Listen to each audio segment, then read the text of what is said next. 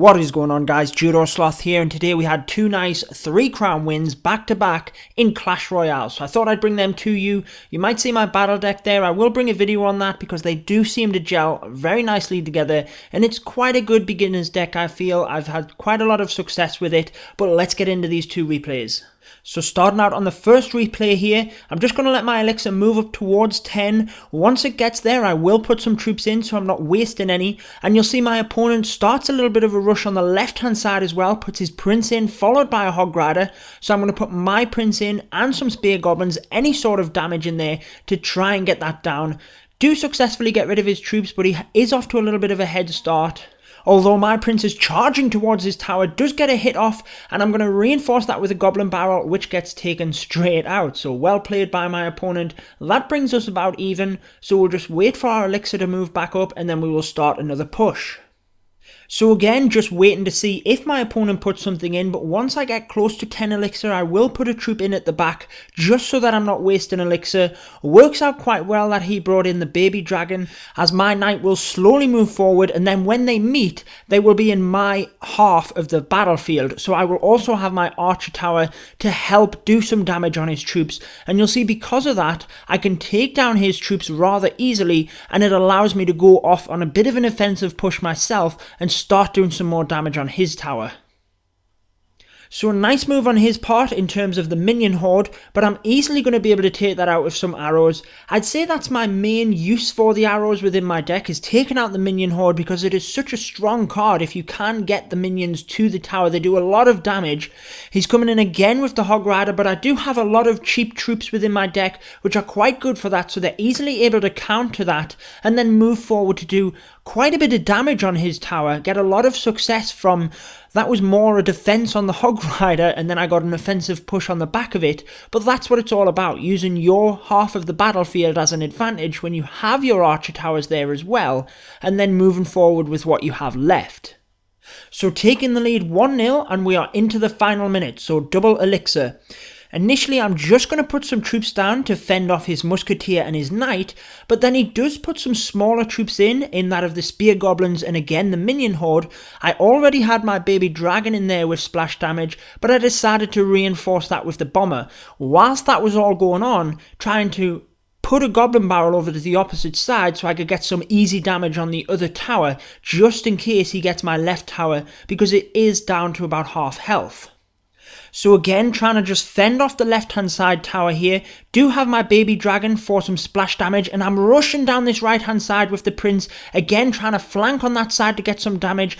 Got that tower down, so that worked perfectly, and with 10 seconds to go, I have huge amounts of troops closing in on the king tower, throwing a goblin barrel over as well just to join the party, getting the finishing touches to close in on a 3 crown victory, and all around a good battle.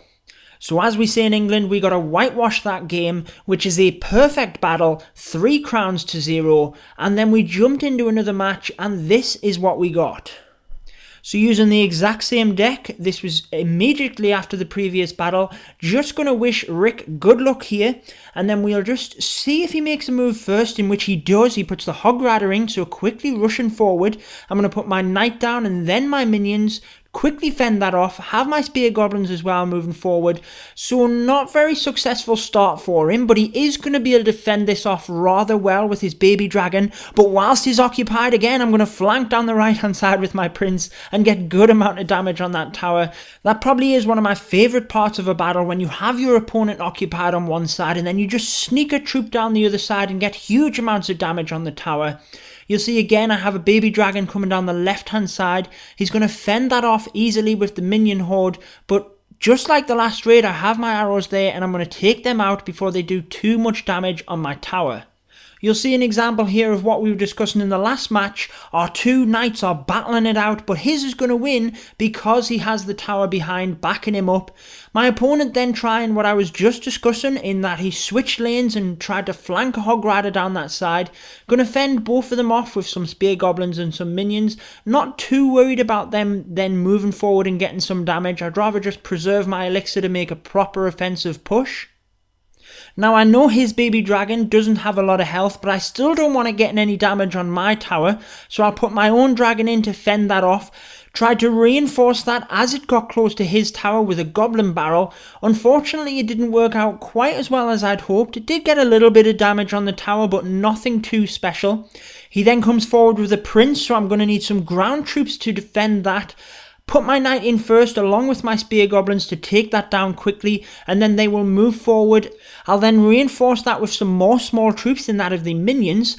They'll move forward and get a little bit of damage on the tower. Well played on his part putting the bomber in, but moving into the last minute, I'd say we're in the lead. We have more damage on his towers, but still a very close match. Coming forward with that deadly hog rider again, but I'm easily going to fend that off with my baby dragon and my prince. They're going to come forward and do quite a lot of damage on his tower actually. I did reinforce that again with a goblin barrel, and we're going to take the lead at this point, 1 crown to 0.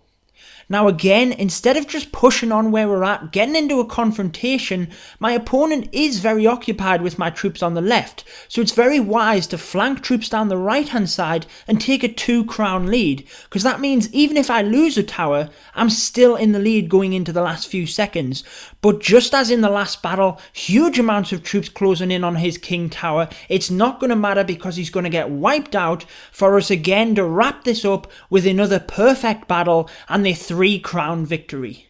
That finishes it off then, guys. I hope you enjoyed them battles. I've been your host, Judo Sloth. Make sure to subscribe for more Clash of Clans and Clash Royale content, and until next time, peace out, guys. Stay tuned for more Clash of Clans.